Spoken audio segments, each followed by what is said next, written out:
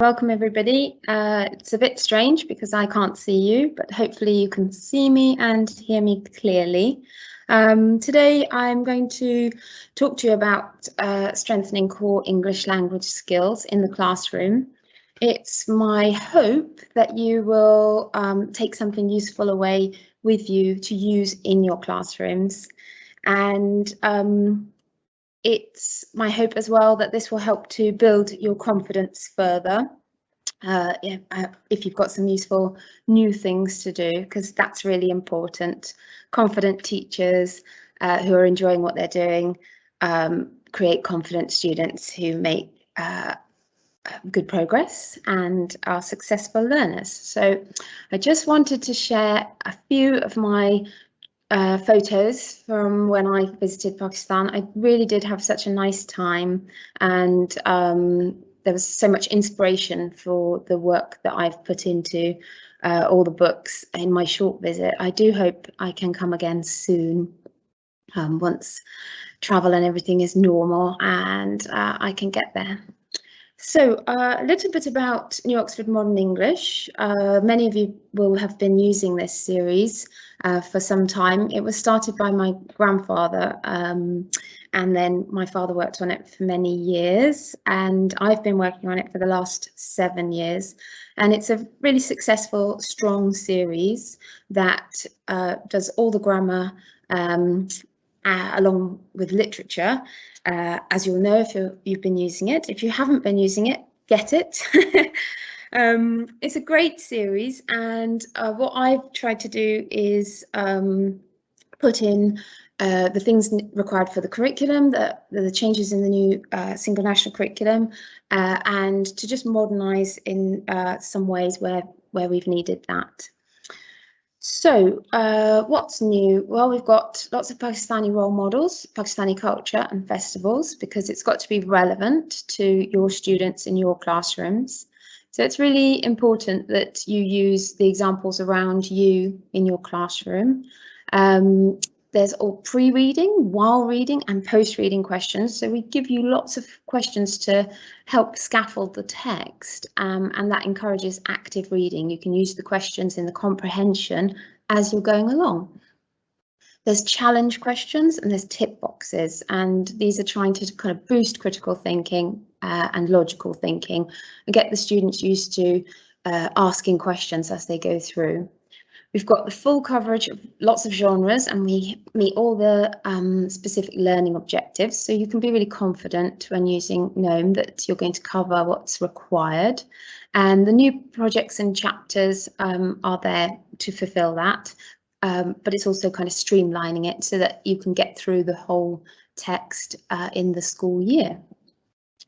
There's teaching notes, there's additional resources that OUP provide, ebooks, videos, worksheets. Workbooks have also been updated and aligned, and then there's free teaching guides for you. So there's lots of resources that come with that.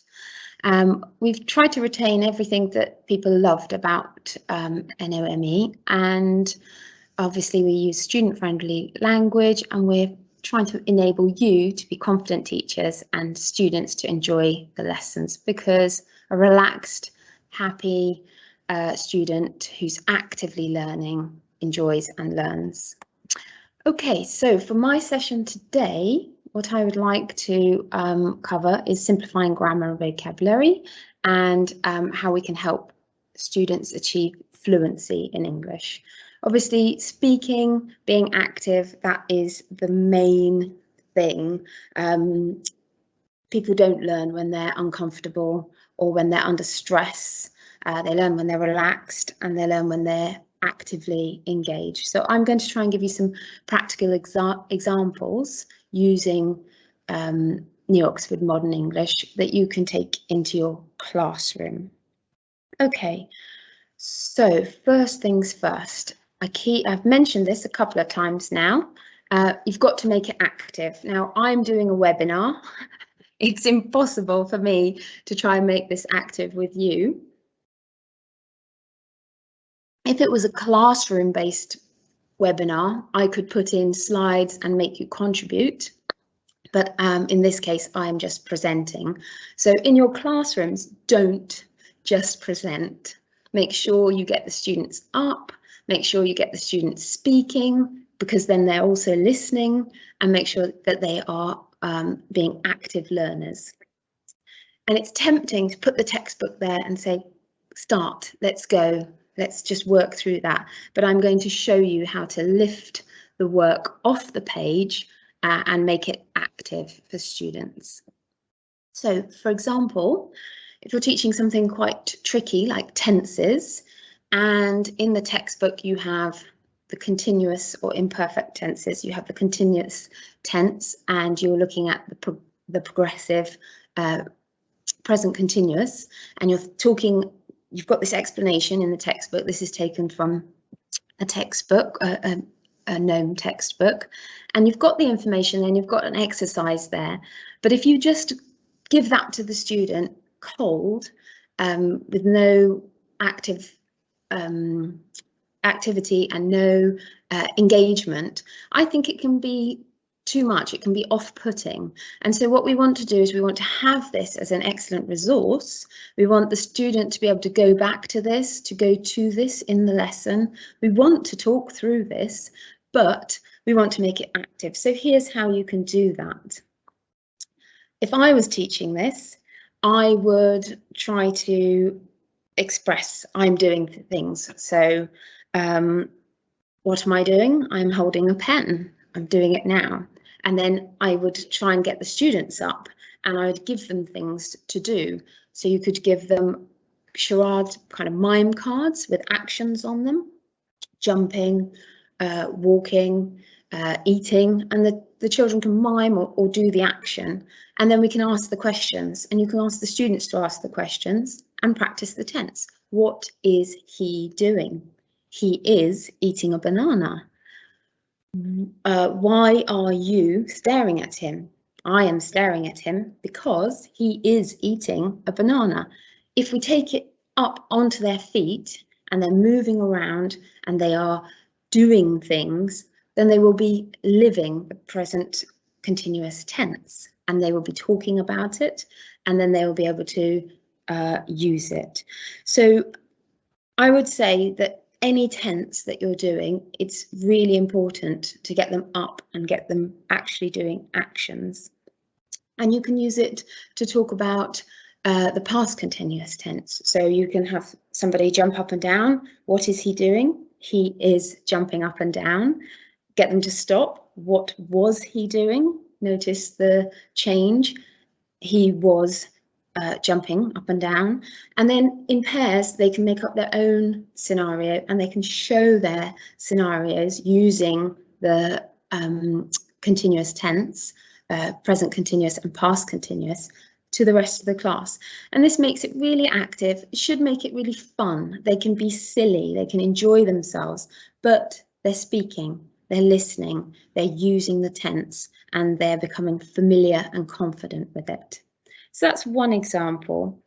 This next example, I haven't taken the page from the textbook, but it's linked, because if you are talking about doing anything, it's a good opportunity from when they're really quite young to introduce not, the negative side.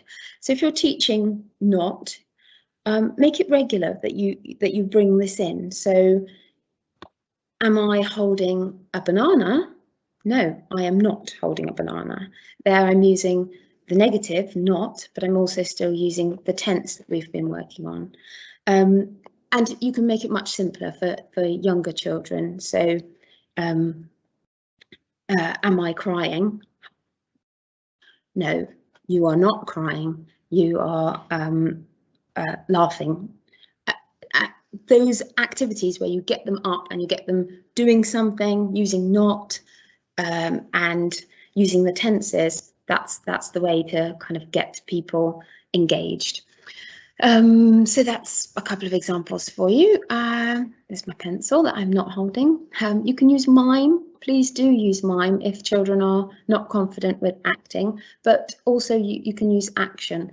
If a class is getting a bit noisy and silly and it's going off track, then bringing in mime really helps, because they can still enjoy it, but the noise level comes down and your voice can carry, and you can retain order. And that's just the questions using negative. So a whole nother set of examples, and this time using trying to strengthen core language skills. So when we're talking about that, we're thinking about vocabulary. And in the previous exercise, you can really introduce a lot of vocabulary. You could bring in props and use them. And similarly here, if you have a box in your classroom with just a few items that you regularly use, then you can, the students will be familiar with that and they will enjoy it. I know people who have used cut-out figures, small toys, because then the students can move them around. What is he doing? But not picking out or singling out a particular child if there's confidence issues.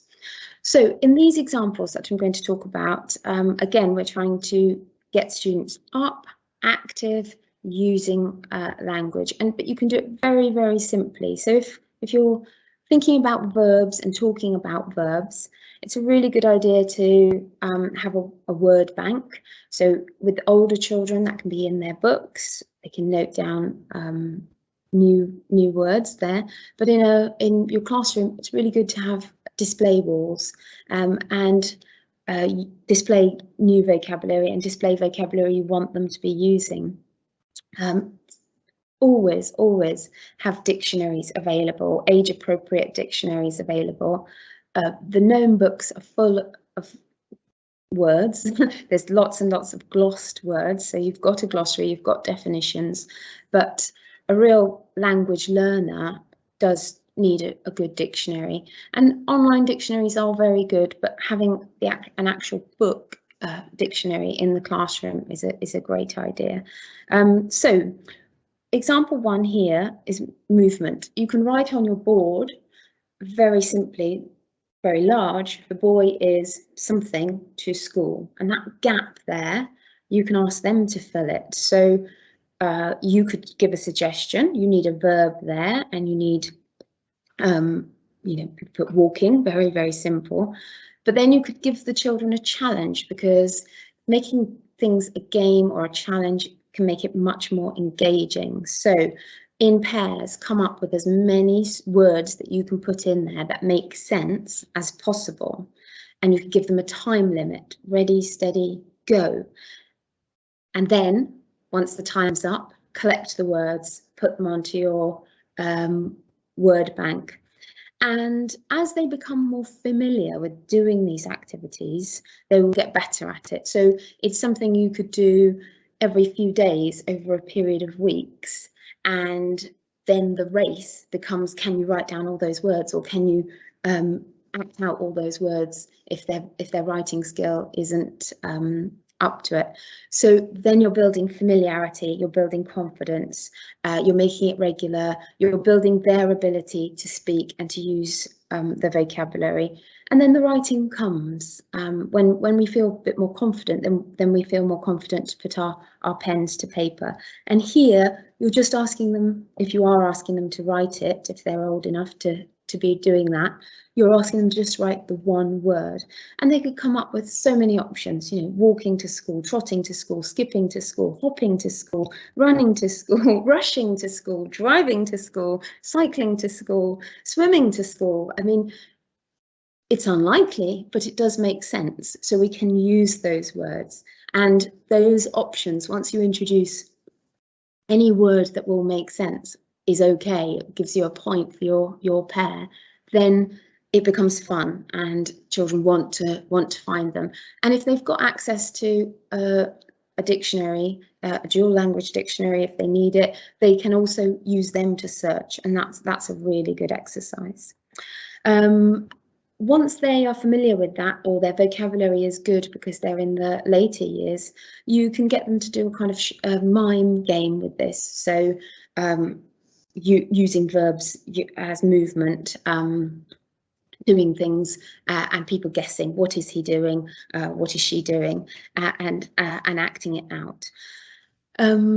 Obviously, this is all about verbs. a really good game, if you can get them outside or into a hall, is to give instructions of how they move and then get them to do those movements. So things like crawl, creep, amble, shuffle, wander, meander. You know, there's so many words for how we move and for movement. So to try and get them to use them, it's easier if you actually do them. If you say he crept in, and you show you do the action of how someone would creep in, as opposed to somebody walking in confidently or somebody running in, you know, it's much more likely to make the connection and for the student to be able to use that word, because they're going to associate the word with the action. So it's really, really important for them to be up on their feet, actually doing these things. If you are outside and you play the game where you give the instruction and then they do the action, they can watch each other. So they'll learn the vocabulary by seeing, oh, look, that person, they're walking. Okay, that's walking, but this is shuffling. And then I'd need to get up on my feet to show you, but you know, shuffling, moving your feet along kind of slowly like that is a very different action. And that's such a good word for their descriptive writing and for their work. So it's really, really important for them to be up doing the actions. Okay, so in exercise 2, the example 2 on this screen, I've just got a simple bit of speech. I've tried to keep it as simple as possible, but you could use any piece of speech. I've just got the word no and then she something. So very simply, no, she said, you could have. But again, you can collect words for how did she deliver this? So whispered, muttered, murmured, shouted, sang. No, she sang. Grumbled. No, grumbled. No, she said. And then you could have adverbs, gruffly, loudly. So there's different ways for just filling in that one word. And once you've got a vocab bank, again, get them up on their feet or sitting in small groups and using those words in the way that they are designed to be used. So, you know, no, she whispered, and you want them to associate the word whispered with a whisper. So no. Whereas no, she shouted. I'm not going to shout at you all, but you know, in the classroom you can, or if you can't in your classroom, then outside you can. And similarly, you can play that same game where you give the instruction and they have to respond with a piece of work, with a piece of speech. So you might say they have to say, "I am singing." If whatever word you give them, so you'd say shouting, they say I am shouting, but they shout it. You say whispering, and they say I am whispering, but they whisper it. So those kinds of games, those kinds of using vocabulary, linking movements or sounds or mime to the vocabulary, they're going to teach the vocab that they need, but they're also going to teach confidence in using it. So the third example I've kind of covered a little bit, but it's about moving. If you move, if you hurry and tarry, you understand the difference between the two. And it's really, really important that you get them up. And you can vary this for the ages by limiting the number of words that you use, using more complex or more simple vocabulary. And the vocabulary is in the book, in the stories, in the poems. So you can get the children to find the vocabulary and then bring that vocabulary to life. So, you know, there's so many things. If you've got quite a new class, or perhaps you are developing your confidence, then something that works really well is using a short video of an animal moving, so a cat or a monkey, say, going up a tree, if you can access a short video, show it to the children, and then get them to talk about that, and then get them to mimic that. So, for example, if you had a short video of a creature climbing up a tree and swinging along, scratching its head, and then sitting down, eating something, you'd easily find that on YouTube or anywhere else online, be able to show it, which would be entertaining, and then be able to talk about it and mimic all those actions and use all of that vocabulary. So I hope I'm not speaking too fast, and I've got a few more examples for you. So this is from a much earlier book, and it's just to kind of show you how this is possible, just using the images in the book. The books are beautifully illustrated, and in the graphic texts that we've got at the beginning of the first few books, we've used them to try and help create that association between what we're seeing and hearing and what's happening and the words that we use in English.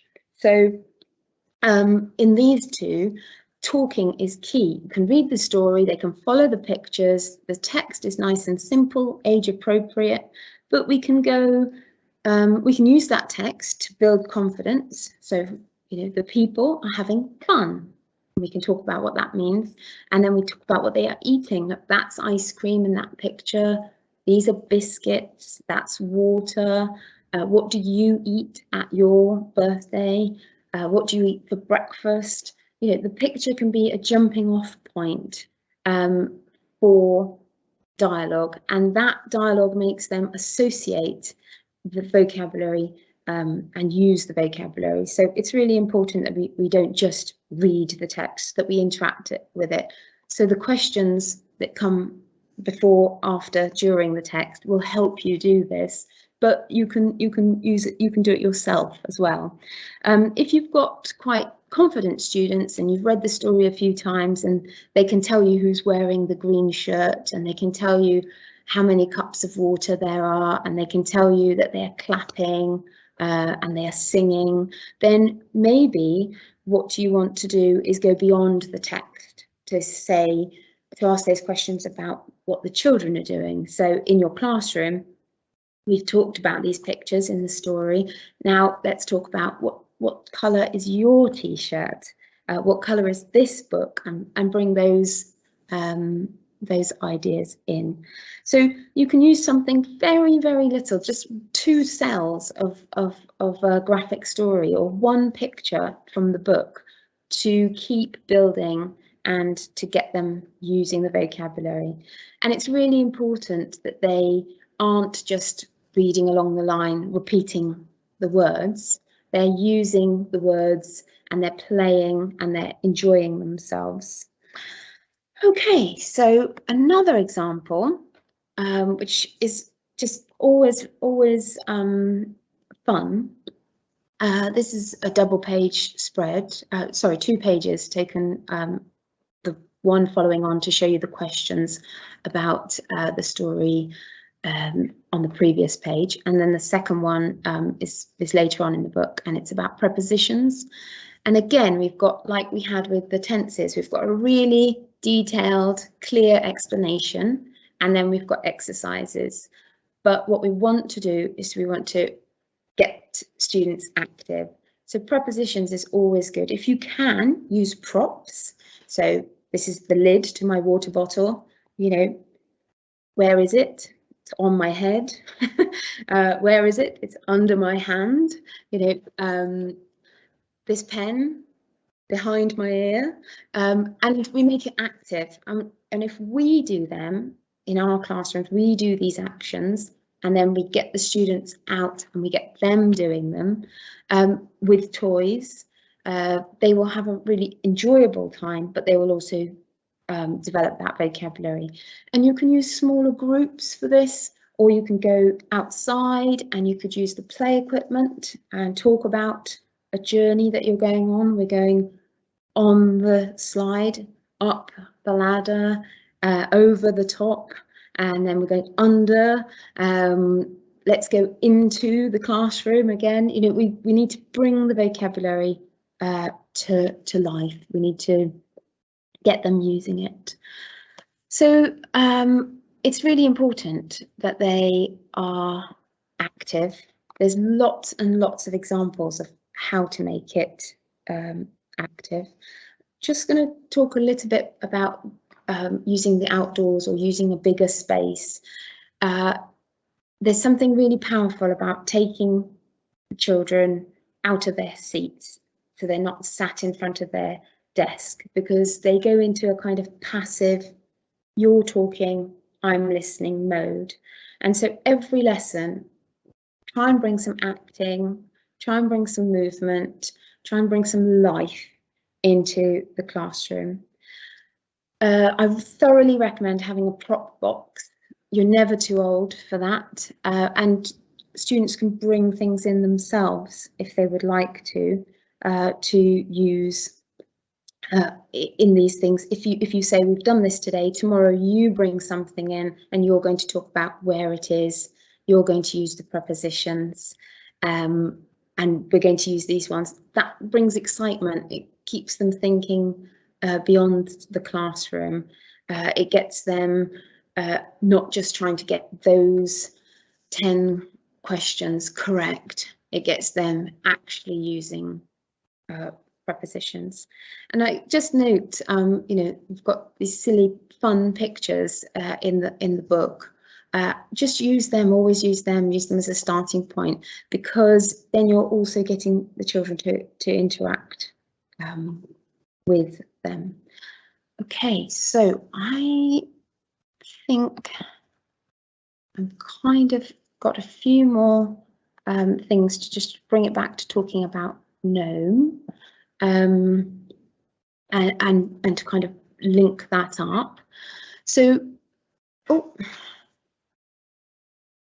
my screen has changed and I don't know why. So sorry, hold on. Oh, somebody has done something. It's back, great.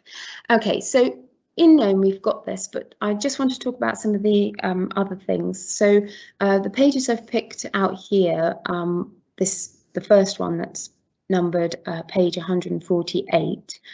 It's again grammar, but it's based on real life examples. And I think there's something just so important about bringing the real life into the classroom. So this particular exercise is about language used in adverts and persuasive language with commanding verbs. And I created these little adverts. I don't have a career in advertising, but there they are. And if you actually go and collect, you know, packets for products, your tea box, your carton, the label on a chocolate bar or an empty can, and you bring those things into the classroom, you can talk about those. And in the case of this exercise, using some real life examples of adverts would be fantastic, because the students then see that it's not just in the book, it applies to real life. So this isn't about getting them jumping around, but this is about getting them to use the real world, so they're active in engaging with what's around them. There's so much detail on the page for them to talk about, but what I think works really well is to begin yourself with the pages of the unit that you're going to teach. Decide on which bits, like the story that you're going to share, the main text, and how you're going to share that, where you're going to put some active parts into that. And then think about where you're going to put in your lively bits of active activity, where the students are talking, where the students are doing things. So with this exercise, rather than read through and just look at these, find the adverts in newspapers and magazines. They can do it, you can do it. Use real life examples and go through them and get them to find them. This would create a really beautiful display, and that's another way of getting them actively engaged. We're going to change the wall display. I see quite a lot of schools where you go in the start of the year and the display is beautifully done, and it's exactly the same later on in the year. And an active, buzzing classroom has regularly updated displays. So you have your permanent displays on the walls, perhaps, but then you have a big board or area dedicated to what they're doing, what they're working on now. And it really helps to keep it present in their minds and to keep the classroom looking interesting and engaging and beautiful. The other thing that we've included more of, as you can see on the page, the middle section, which is numbered 142, is frameworks, and we've tried to do that to help the students and to help teachers with thinking about structuring text. And again, I mean, they're linked to real life examples. This would come really nicely after actually doing an active lesson. And we've tried to show how to structure. If you use the text, the main text or the poem, and you talk about structure when you do it, and you reproduce it and cut it into paragraphs or stanzas, and get the students to practice ordering and thinking about sequencing and how do they know the order, that's another really good way to get paragraphs active rather than just sitting down. Mind mapping, planning content and putting in vocabulary, that's another 2 ways to help with structuring work, but making it active, making it not just sit and write. Okay, and then obviously here I've talked a lot about listening and speaking, but it's really, really important for them to have the opportunity to work with the teacher in front of the class, and in pairs, and independently, and in small groups. And it's really essential that in your lesson there's a range of that. It's not just you delivering and picking out people to respond. You give them the opportunity to have a go in a kind of safer pairing or in a small group. You keep mixing the students up so that they become familiar with each other and confident using vocabulary and with the expectation that they will be contributing. We, if you have these lists of words, we've got lots and lots of vocabulary in lots of different ways throughout the books. They're not going to go in. We have to use them. We have to be articulating them. We have to be thinking, what does that actually mean? How can I see that in my mind's eye? How can I use that? So we have in the books lots of direction to what you can get students to do, group work, pair work, independent work, frameworks. We've got all of that instruction. But as a teacher, it's really important that you yourself take the time, look through the unit, plan in, how am I going to make this come off the page? How am I going to use the guidance of NOME, but make it engaging, active, interesting, and actually get children feeling truly confident. Because the key to fluency is definitely that confidence to have a go, to try, to get the words out, to take the work off the page. Okay, so I mean, I have come through with a whole range of examples for you. I'd like you just to take a minute now, while I'm kind of wrapping up, to note down, if you can, on your phone in a message to yourself, or hopefully with a pen and a piece of paper, or on your keyboard in a document, just a few things that you would go and try, or that you do, that you'd like to do more of in your classrooms from today's session. So things that you will definitely use yourself. So the missing word exercise, the active games, any of those things. Just try and write down a few while they're still fresh in your mind, so that you go and use them in your classrooms soon, I hope. It's been a real pleasure talking to you. I'm going to wrap up now and say thank you so much for listening in this format, and thank you for having me. I really do hope that I get to come back to Pakistan soon in person and visit some more schools and get some more inspiration for the text that I am writing for you. Thank you.